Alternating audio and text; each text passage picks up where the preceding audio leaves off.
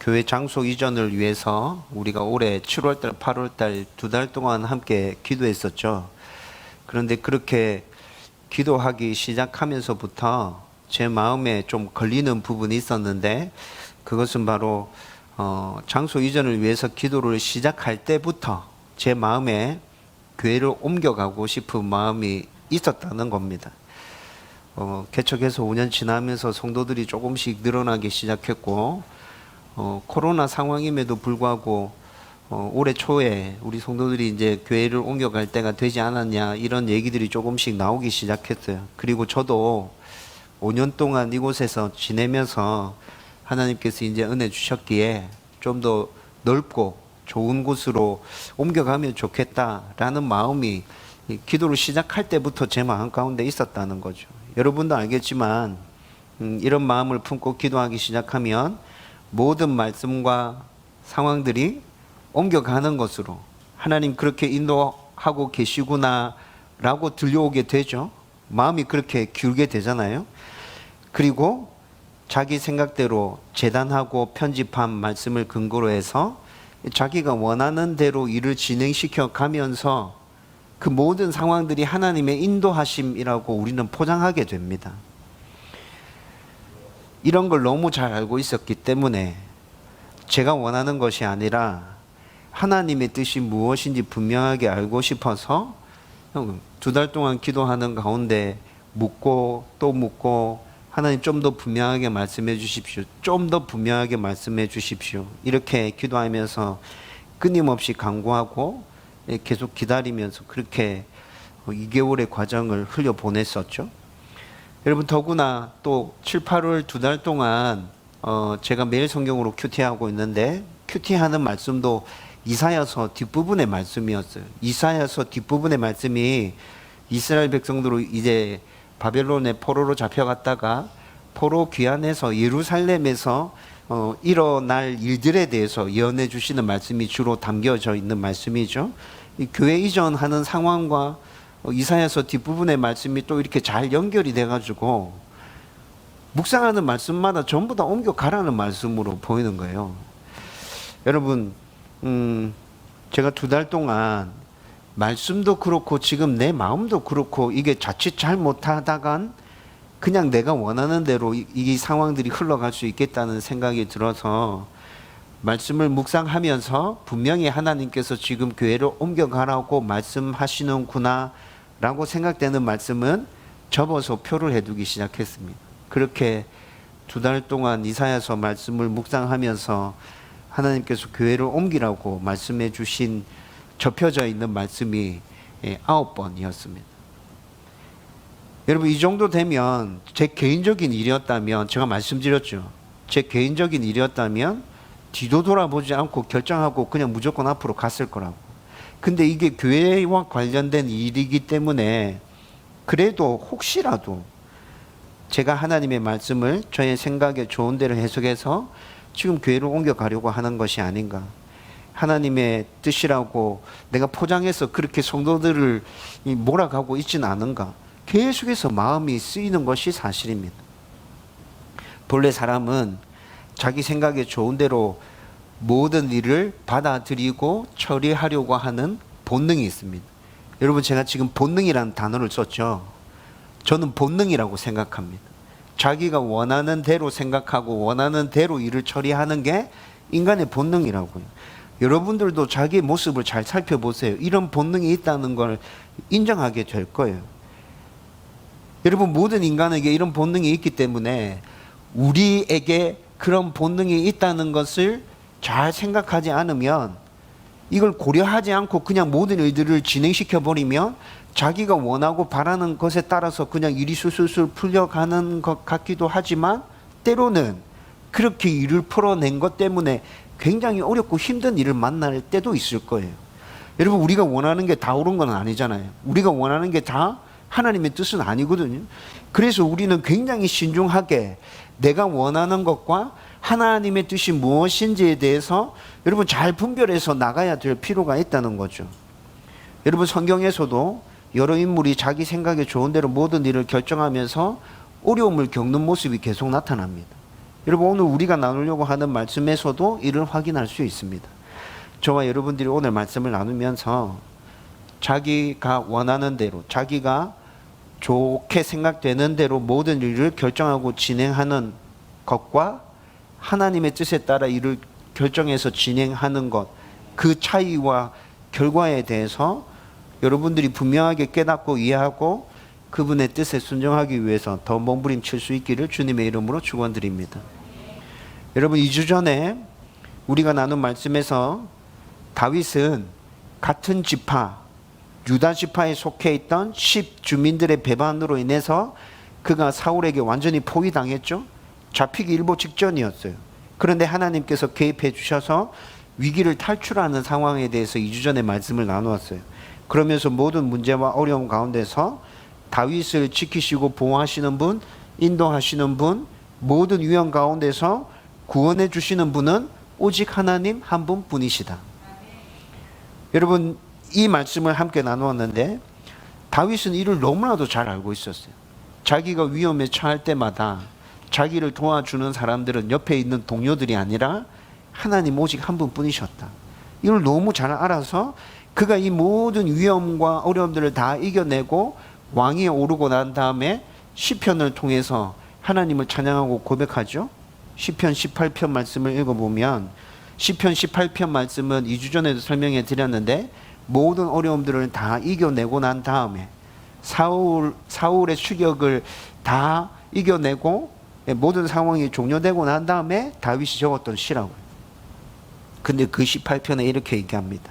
하나님은 나의 힘이시요, 나의 반석이시요, 나의 요새시요, 나의 방패시요, 피할 바위시요, 구원의 뿌리시요, 나의 산성이십니다. 다윗이 18편에서 이렇게 찬양하고 있어요. 여러분, 다윗이 이렇게 노래하는 게 그냥 나온 게 아니라 그랬죠. 구원의 하나님을 경험하면서 그의 경험 가운데서 경험되어진 하나님, 그리고 진짜 다윗이 그 모든 상황들을 다 경험하고 난 다음에 지금 현재도 굳게 붙들고 있는 그 하나님에 대해서 다윗이 이렇게 고백했다고요. 여러분, 그런데 다윗에게 구원의 하나님이셨던 그분은 지금 이 시대에 저와 여러분에게도 여전히 구원의 하나님이십니다. 우리의 삶 전체를 다스리고 통치하시는 분, 우리를 인도하시는 분, 우리의 삶을 다스리고 통치하는 분, 우리를 통해서 영광 받기를 원하시는 분, 그분이 하나님이시라고요. 하나님은 시대와 인종을 초월해서 자기 백성을 버리거나 돌보지 않은 적이 단 한 번도 없었습니다. 여러분, 하나님 왜 이렇게 하시죠? 성경에서 하나님은 사랑이 무한하신 분이라고 얘기하고 있잖아요. 사랑이 무한하신 하나님이 그냥 아무런 조건 없이 우리를 이렇게 사랑해 주시는 거예요. 그리고 또 하나님이 우리를 일방적으로 찾아오셔서 언약을 맺어주셨죠. 나는 너의 하나님이 될 거야. 내가 너 아버지 될 거야. 좋은 아빠 될 거야. 너는 나만 믿고 신뢰하고 따라오면 돼.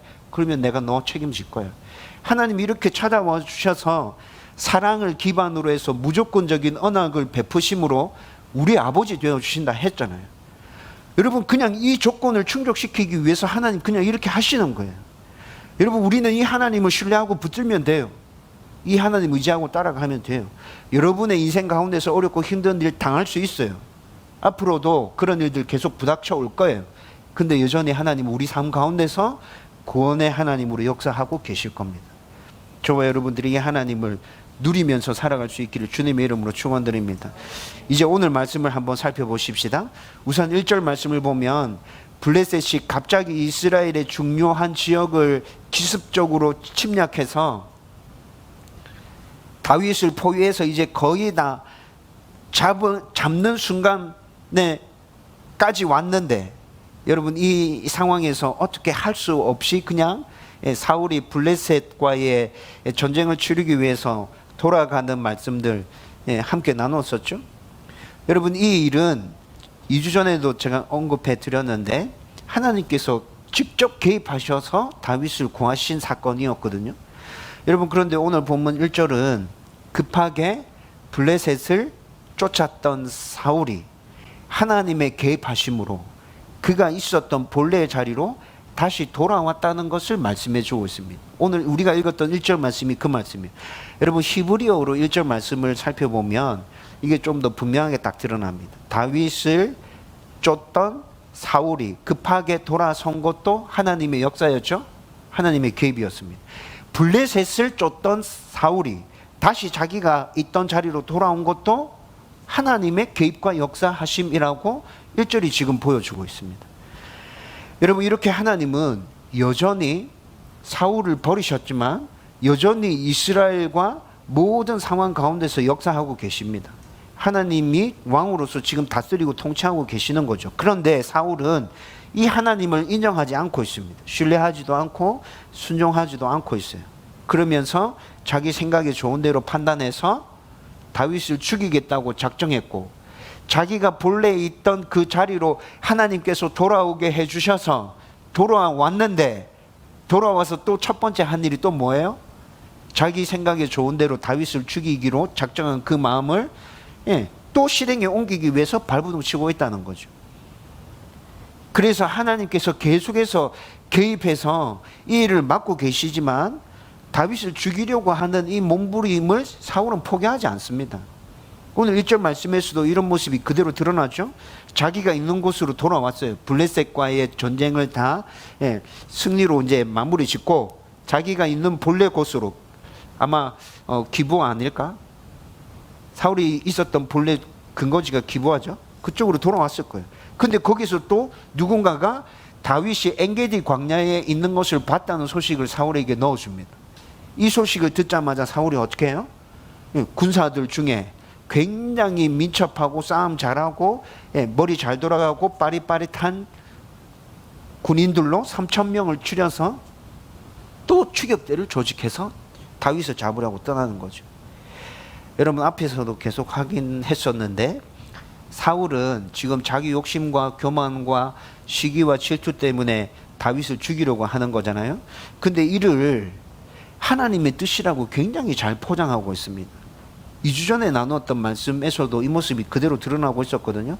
2주 전에 23장 21절 말씀 보면 다윗의 위치를 사울에게 와서 알려주고 있는 10 주민의 지도자들에게 사울이 하나님의 복을 선언해 주고 있습니다. 니네들이 나한테 와서 이걸 일러주고 있으니까 너희들 가운데 하나님의 복이 임할 거야. 여러분 이게 지금 어떤 모습이에요? 하나님이 나와 함께 하고 있고 내가 잡으려고 하는 다윗을 잡도록 협조해 주는 게 하나님의 뜻에 순종해 가는 것이고 너희들이 지금 제대로 하고 있는 거야. 여러분 이걸 보여주기 위해서 지금 10 주민들의 지도자들에게 하나님의 복을 선언하고 있는 것이거든요. 여러분 그런데 이건 진짜 포장되어 있는 거죠. 여러분 이미 하나님께서는 사울을 떠나시겠다고 선언하셨잖아요. 여러분 이 모습이 어디서부터 나타났죠? 사무엘상 13장을 보면 사울이 왕위에 오른 지 2년이 지나서 블레셋과의 전쟁을 치르기 위해서 굉장히 무리하게 전쟁에 출정하는 모습이 13장에서 나타났거든요. 여러분 그때부터 시작되는 거예요. 그때부터 사울은 하나님께 물었던 것이 아니라 그냥 자기 생각에 좋은 대로 내 왕위를 굳게 하기 위해서는 지금 블레셋과 붙어서 이겨야 돼. 내가 승리하면 내 왕위는 굉장히 빠르게 안정될 수 있어.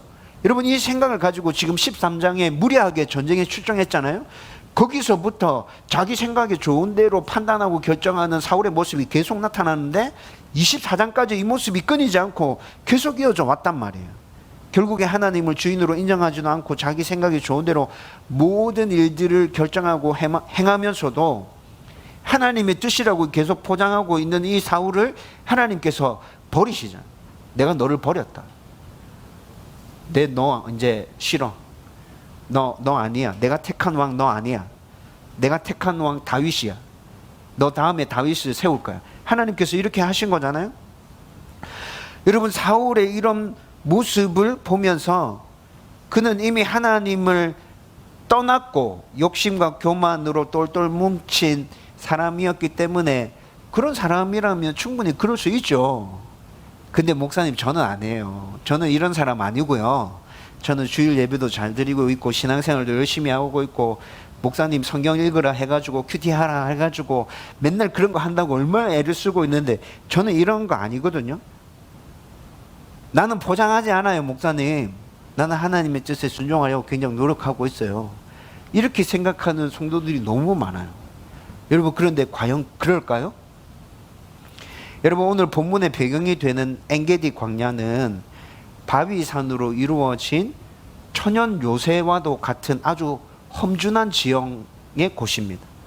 깎아내리는 바위 절벽과 깊은 골짜기들이 너무 많아가지고 길이 굉장히 험했고, 또 바위 틈에서 물이 조금씩 이렇게 솟아나는 곳들이 여러 군데 있었어요. 그래서 곳곳에 풀도 이렇게 자라나고 있었거든요. 여러분, 바위산인데, 험준한 바위산인데 풀이 곳곳에 이렇게 자라나고 있어요. 여러분, 어떤 환경으로 적당하겠어요? 염소나 양이 살기에 딱 적당한 환경이에요. 여러분, 염소나 양은 굉장히 연약해서 맹수들이 덮치면 어떻게 살아날 방법이 없죠. 그래서 이렇게 험준한 곳을, 여러분, 우리가 산에 지나다니다 보면 염소들이 그 산 바위 틈에서 이렇게 지나다니는 거 볼 수 있잖아요. 여러분, 그 맹수들을 피하기 위해서 그렇게 그런 곳에서 살고 있는 거거든요. 이뿐만이 아니라 깊은 굴도 굉장히 많았던 지역이에요. 그래서 맹수의 추격을 받고 있어도 빠르게 굉장히 민첩하게 팍 도망가다가 굴 속에 팍 숨어서 이 염소나 양들이 맹수의 위협으로부터 굉장히 살아남기 적당한 그런 곳이었죠. 이런 이유 때문에 양을 치던 목자들이 자연 방목을 목적으로 해서 이곳에서 양을 풀어놓고 방목하는 일들이 흔하게 일어났었어요. 낮에는 풀어놓고 목자와 양만 아는 신호가 있죠.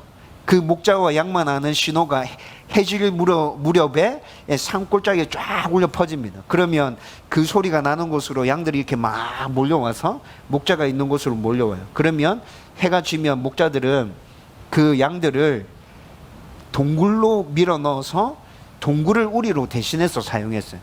그래서 양들이 동굴로 들어가면 입구를 돌로 쌓아서 막고, 그 다음에 천정을 이렇게 위쪽을 가시덤불로 쌓아서 거기서 이제 밤을 지내게 되는 거죠. 그렇게 몇 날 며칠 동안 우리처럼 동굴을 사용하면서 야생에서 방목해서 양을 키우는 일들이 흔하게 일어났던 곳이 바로 엔게디 광야였습니다. 여러분, 이런 이유 때문에 오늘 우리가 읽었던 2절과 3절 말씀에 보면 들 염소들의 바위, 양의 우리, 이런 말들이 2절과 3절에 이렇게 나타나고 있어요. 여러분, 그런데 3절 말씀을 보면 사울이 다윗을 추격하던 중에 용변이 급해가지고 양의 우리로 사용했던 한 동굴에 들어가서 그 동굴 안에서 이제 용변을 처리하는 일이 발생하게 됩니다. 그런데 그 동굴이 굉장히 깊숙한 동굴이었는데 그 깊숙한 곳 안에 다윗과 그의 일행들이 숨어 있는 동굴이었다는 것이죠. 여러분, 히브리어 3절 말씀을 보면, 히브리어로 3절 말씀을 읽어보면 다윗과 그의 일행들은 이미 그 동굴 안에 깊숙하게 숨어서 몇 날 동안 거기서 지내고 있었어요. 숨어 있었어요. 그런데 그 동굴에 사울이 딱 찾아 들어온 거예요. 여러분, 용변을 보기 위해서 군사들을 굴 밖에 머물게 하고 자기가 착용하고 있던 모든 무기들을 다 내려놓고 겉옷도 이렇게 벗어놓고 이제 안에 들어가서 이제 용변을 보게 되는 거죠. 여러분, 지금 상황이 이렇게 전개되고 있는데 지금 안쪽에서 사울이 지금 굴 안으로 들어가서 용변을 보고 있는 거 보고 있어요. 다윗과 함께 하고 있는 일행들도 그걸 보고 있는 거죠. 여러분, 이런 상황이라면 누구나 다 하나님께서 주신 기회라고 분명하게 생각하게 될 겁니다. 여러분, 지금 사울이 다윗을 죽이기 위해서 얼마만큼 쫓아다닌 거예요. 다윗은 그 사울로부터 생명을 구하기 위해서 얼마만큼 도망 다닌 거예요. 진짜 지긋지긋하게 추격하고 지긋지긋하게 도망 다닌 거잖아요. 여러분, 이런 상황이었는데 사울이 모든 무기들과 군인들을 다 제껴두고 그냥 자기 혼자 딱 이렇게 굴 안에 딱 들어왔단 말이에요.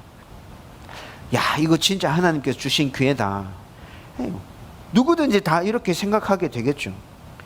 여러분, 다윗은 자기를 쫓는 이 사울이 잘못한 게 아무것도 없는데 자기를 쫓아와서 계속 죽이려고 하니까 얼마나 억울했겠어요. 그렇죠?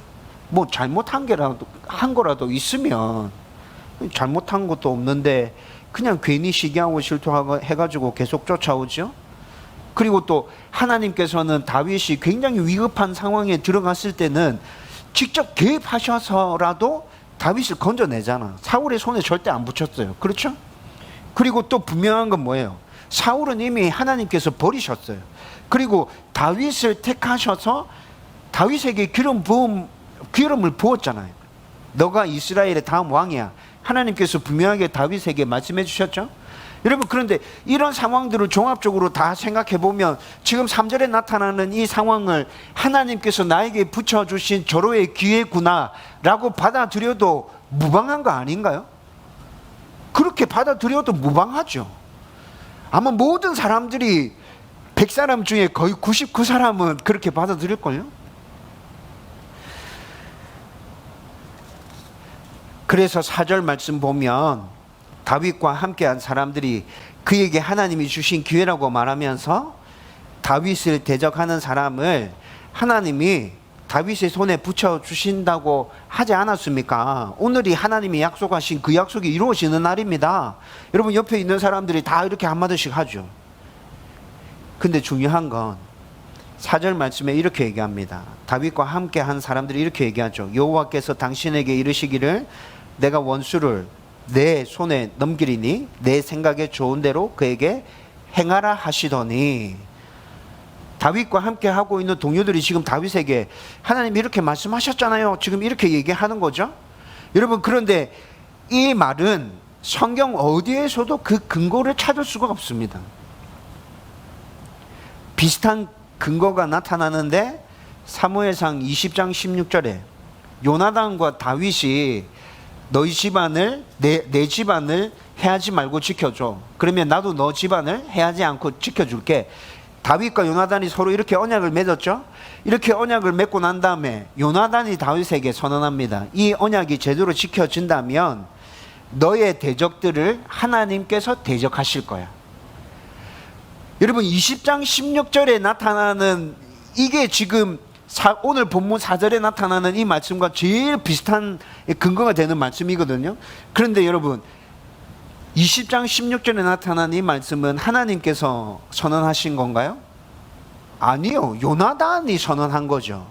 요나단이 선언한 것이고, 더 정확하게 얘기하면 요나단의 바람이며 기원이었어요. 언약이 제대로 지켜진다면 너의 대적들을 하나님께서 대적해 주시기를 원해. 이런 의미였다고요. 여러분, 그런데 이 말씀을 지금 오늘 4절에서 다윗과 함께하고 있는 동료들은 어떻게 끌어붙이고 있어요? 포장해서 하나님께서 이렇게 말씀하시지 않았습니까? 라고 말하고 있다는 것입니다. 여러분, 이들의 이런 모습은 앞에서 사울이 자기 생각에 좋은 대로 행동하면서 모든 것들을 하나님의 말씀이라고 포장하고 있었잖아요. 그런데 그 사울의 모습과 똑같잖아요. 다를 바가 없잖아요. 물론 모든 상황이 돌아가는 모습들이 하나님께서 역사하고 계신 것처럼 보였습니다. 그렇지만 여러분, 그 상황 가운데서도 진짜 하나님께서 하시는 게 맞습니까? 라고 물었어야지 진짜 정확한 하나님의 뜻을 분별할 수 있는 상황으로 가는 거죠. 근데 그런 거 없이 그냥 상황 자체를 보고 이렇게 하고 있었다는 거예요. 여러분, 이 모습을 보면서 어떤 생각이 떠오르세요? 사사기에서 이스라엘 백성들이 그렇게 불순종의 카테고리 안에서 계속 뺑뺑뺑 맴도는 이유가 뭐라 그랬죠? 왕이 없으므로 자기 소견에 옳은 대로 다 행했다고 사사기에서 그렇게 얘기하고 있죠. 여러분, 그런데 이들의 모습이 사사기에서 나타난 이스라엘 백성들의 모습과 똑같다고요. 하나님을 왕으로 인정하지 않는 거예요. 그냥 비슷한 말씀이 있으면 끌어와서 포장해서 자기들이 원하는, 자기들이 좋게 생각하는 그 일을 이루기 위해서 그것들을 갖다 붙이고 있는 거예요.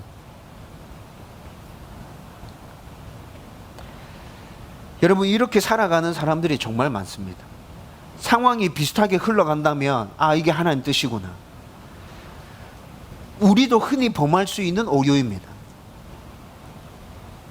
이렇게 모든 일들을 자기가 원하는 대로, 자기가 생각하는 대로 결정해서 풀어가게 된다는 것이죠. 사사시대 이스라엘 백성들과 오늘 본문에 나타나는 다윗과 함께 한 동료들은 하나님과 함께 하고 있는 사람들이라고 말할 수 있죠. 그렇죠? 사사시대 때 이스라엘 백성들 선민이었잖아요. 구약시대 때 선민. 그리고 지금 다윗과 함께 하고 있는 동료들, 분명히 하나님과 함께 하는 사람들이란 말할 수 있습니다. 그런데 하나님과 함께 하는 그 사람들조차도 자기 생각에 좋은 대로 하나님의 말씀을 끌어다가 이렇게 포장해서 사용하고 있다는 것입니다. 이렇게 사용하면서 이들은 어떻게 생각하고 있어요? 나는 하나님의 말씀에 제대로 순종하고 있어. 하나님의 백성답게 살아가고 있어. 따라서 오늘 우리가 나누고 있는 자기 생각에 좋은 대로 하나님의 말씀을 해석하고 적용하는 문제는 사울만의 문제가 아닙니다. 여러분, 세상 사람들만의 문제가 아닙니다. 이 문제는 저와 여러분들의 문제입니다. 하나님의 사람이라고 말하고 있는 저와 여러분들, 하나님의 백성답게 살기 위해서 몸부림친다고 말하는 저와 여러분들의 문제라고요. 내 모습 가운데 이런 모습은 있지 않은가? 우리가 정말 좋은 성도가 되고 싶다면 이를 인정해야 합니다. 매일 말씀과 기도를 붙들고 진짜 하나님의 말씀과 인도에 순종하고 있는지를 스스로 날마다 점검하고 확인해야 합니다. 이렇게 매일 말씀과 기도를 붙들고 몸부림치면서 하나님의 분명한 음성이 들려오지 않고 내 안에 굳건한 확신이 생기지 않는다고 해도 성경적인 사고가 있잖아요. 그 사고를 바탕으로 해서 모든 일들을 하나님의 관점에서 생각하고 판단해서 길이 열리는 곳으로 한 걸음씩 순종해서 나가는 것, 이것이 성도의 삶이라고요. 당장 눈앞에 뭔가가 쫙 펼쳐지지 않는다 하더라도 이렇게 몸부림치는 가운데 하나님 보여주시는 데까지 순종해서 나가고, 거기서 또 기다리고 인내하고 하나님의 뜻을 구하고. 여러분, 이게 성도의 삶이라고. 제가 잘 기다리는 사람이 정말 좋은 하나님의 사람이라고 말씀드렸죠. 네. 하나님의 뜻들을 구하면서 인내함으로 잘 기다리는 사람, 정말 좋은 하나님의 사람이에요. 여러분, 이런 모습이 오늘 말씀의 뒷부분에 다윗에게서 나타납니다. 4절 후반부 말씀을 보면 다윗에게 일행들이 지금 하나님께서 주신 조로의 기회입니다. 사울을 죽여야 됩니다. 막 이렇게 고민하잖아요. 근데 다윗은 어떻게 행동해요? 그냥 사울 왕의 겉옷 한 자락만 딱 잘라서 동굴을 빠져나왔습니다. 아마도 사울 왕은 지금 동굴에 들어가서 용변을 보면서 제가 처음에 말씀드렸던 것처럼 무장을 해제하고 겉옷을 벗어서 한 곳에 두고 조금 더 깊은 곳으로 들어가서 용변을 보고 있었어요. 그래서 그 벗어둔 겉옷의 자락을 지금 다윗이 베어냈다는 거죠. 그런데 5절 말씀에 보면 다윗이 이렇게 사울 왕의 옷자락을 벤 것 때문에 굉장히 마음을 힘들어하고 있습니다.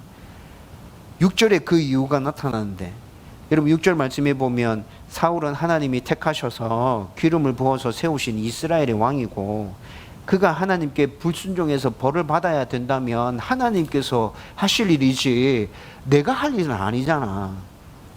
여러분, 이런 것 때문에 지금 다윗이 굉장히 마음이 힘들어하고 있어요. 왕이 진짜 너무너무 안 좋은 왕이야. 저 왕이 당장 사라졌으면 좋겠다고 생각하는 사람이 너무 많아.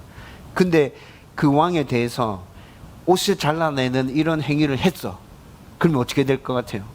잘했다고 칭찬받을 것 같아요? 왕정의 시대에서 왕의 옷자락에 이렇게 손댄 사람이면 어떻게 되는 거예요? 반역이지. 그냥 당장 죽는 거잖아요. 그렇죠? 왕의 옷자락을 벤 게 아니라 왕의 생명을 지금 해하려고 한 거예요. 이건. 그렇죠?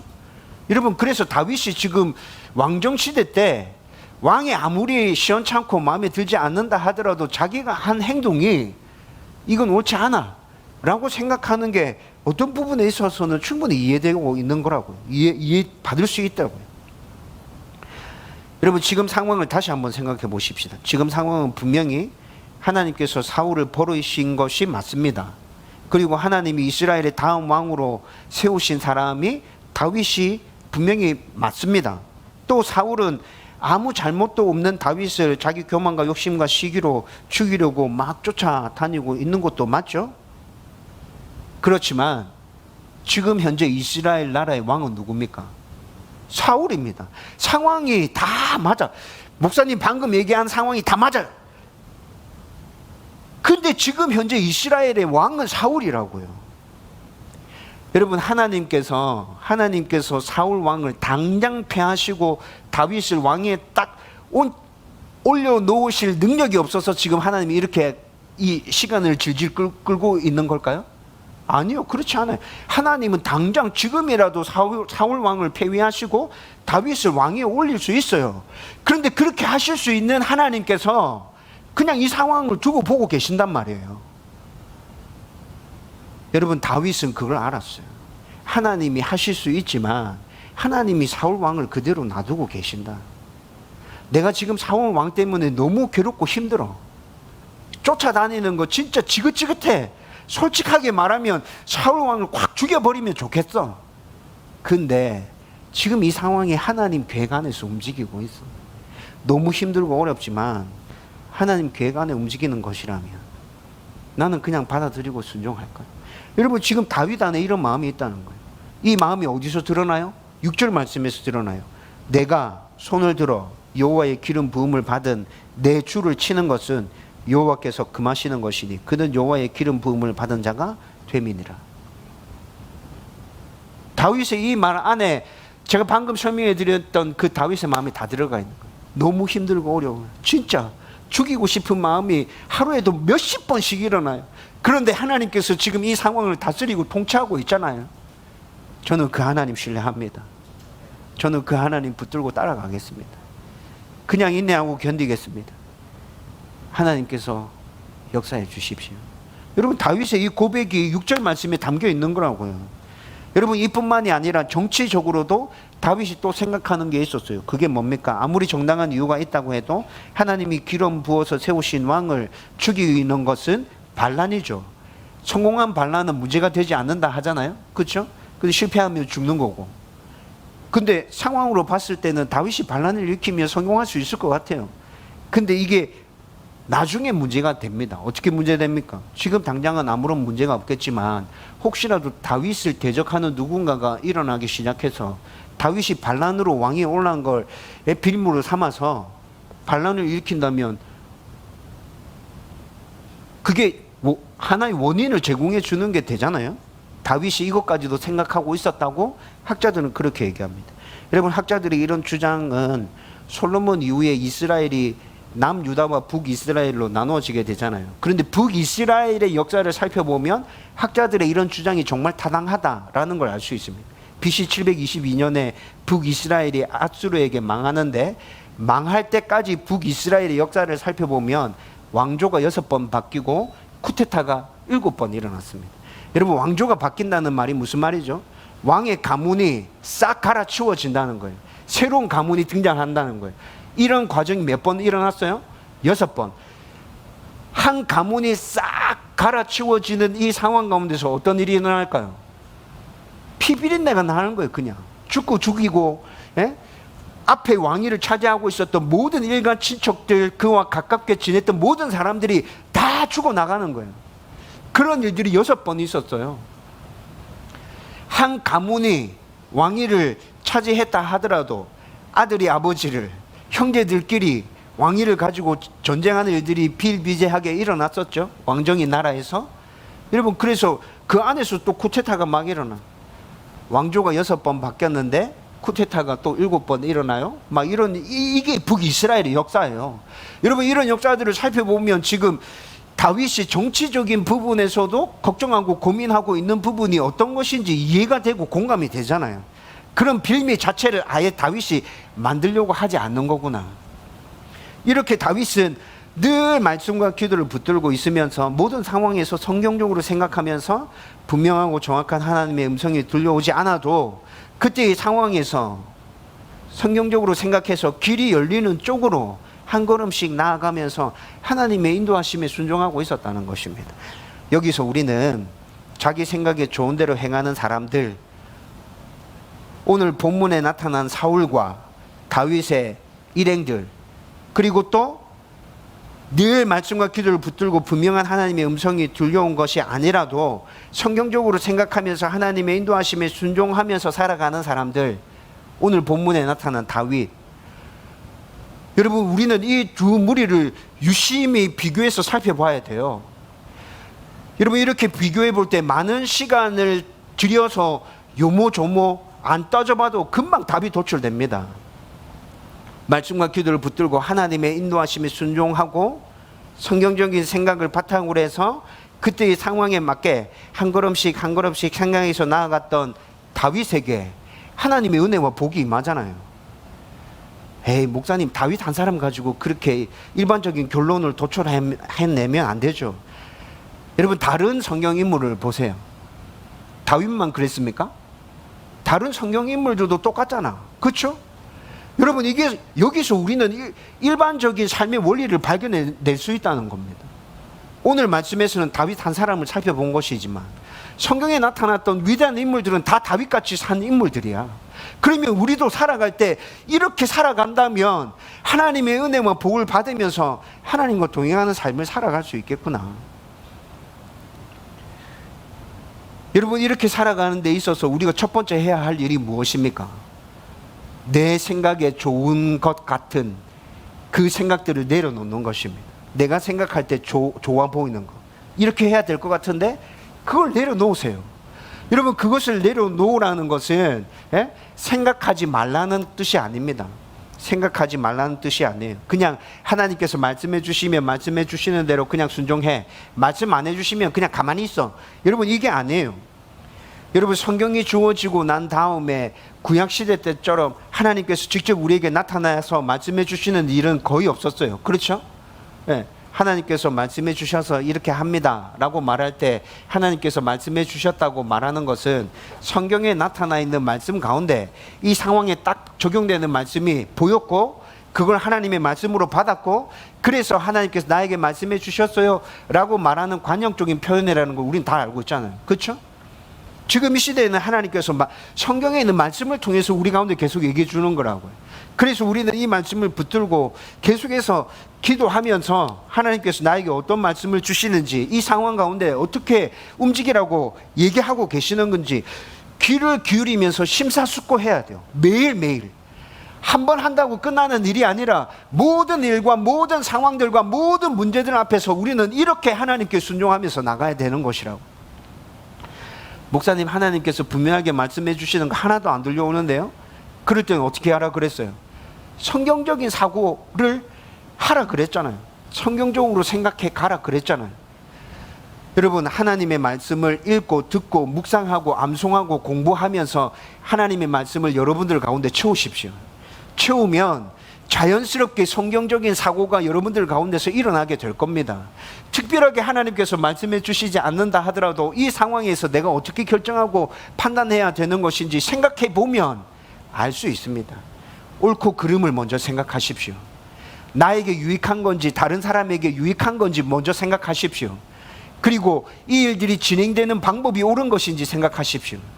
이 일이 다 진행되고 난 다음에 하나님께 영광이 될 것인가에 대해서 생각하십시오. 이렇게 생각하고 난 다음에 여러분들이 결정해서 움직이면 돼요. 그렇게 한 걸음 한 걸음 나아가는 것이 하나님께 순종하는 삶을 살아가는 것이라고. 우리의 그 삶을 통해서 하나님께서 영광 받으시게 될 것이라고. 근데 이 일을 시작하는데 제일 첫 출발은 내 안에 들어있는 내가 좋다고 생각하는 그 생각들을 먼저 내려놓는 것이라고. 그 생각을 내려놓고 하나님께 묻고 하나님께 엎드리고 내 안에 말씀을 채우고 하나님께서 나에게 어떻게 말씀하시는지 듣기 위해서 심사숙고하고 저와 여러분들이 이렇게 하나님의 말씀에 순종해 갈 수 있기를 주님의 이름으로 축원드립니다. 여러분 이제 말씀을 정리하려고 합니다. 오늘 나눈 말씀은 여러분의 삶에서 모든 문제와 상황과 일들 가운데 확실하게 적용할 수 있는 말씀입니다. 여러분들 지금 당면하고 있는 문제 가운데 오늘 말씀을 붙들고 적용하십시오. 아, 그렇게 해가야 되는 거구나. 내 안에 있는 생각 먼저 내려놓고 하나님께 기도하고 간구하고 인도해 달라고 그렇게 기도하면서 말씀을 통해서 하나님 나에게 어떻게 얘기해 주시는지 들어야 되구나. 특별하게 하나님 나에게 말씀해 주시지 않는다면 성경적인 사고를 해서 하나님의 인도하심에 순종하면서 따라가야 되구나. 하나님 열어주시는 그곳까지 가고, 그곳에서 뭔가 막혀진 게 있다면 또 그곳에서 또 기도하면서 기다리고. 여러분, 이렇게 가면 된다고요. 교회도 마찬가지죠. 교회도 마찬가지예요. 교회도 이렇게 따라가면 하나님의 뜻에 따라서 순종하면서 나가는 교회 맞습니다. 하나님 주인이신 교회 맞습니다. 여러분, 특별히 우리 교회는 지금 장소 이전과 관련해서 일이 진행되고 있는 중에 있습니다. 이번 주 월요일 날 계약했어요. 여러분, 이 모든 일들이 저는 하나님의 인도하심 가운데서 한 걸음 한 걸음 진행되어져 왔다, 저는 확신하고 있습니다. 여러분, 앞으로 남은 모든 일들이 그렇게 진행되어져 갔으면 좋겠습니다. 이렇게 할 때 오늘 말씀 가운데서 우리가 나눈 게 뭡니까? 첫 번째, 내 안에 좋다고 생각하는 그 생각을 먼저 내려놔. 하나님 말씀 앞에서 하나님께 기도해. 하나님 인도해 주십시오. 하나님의 뜻이 무엇인지 알려주십시오. 그렇게 날마다 기도하면서 몸부림쳐. 그런데 하나님의 뜻이 뭔지 모르겠어요. 그러면 어떻게 하라고요? 성경적인 사고로 하나하나 생각해. 그래서 한 걸음 한 걸음 나가. 여러분, 이게 성도의 삶이라고요. 순종하는 성도의 삶이라고요. 저와 여러분들이 이렇게 살아갈 수 있었으면 좋겠어요. 우리 교회가 이렇게 하나님의 뜻에 온전히 순종해 나갔으면 좋겠습니다. 그러면 하나님께서 분명히 다윗에게 은혜와 복을 부어주셨듯이 우리에게도 동일한 은혜와 복을 부어주실 것입니다. 저와 여러분들이 그 은혜와 복을 충만하게 누릴 수 있기를 주님의 이름으로 축원드립니다.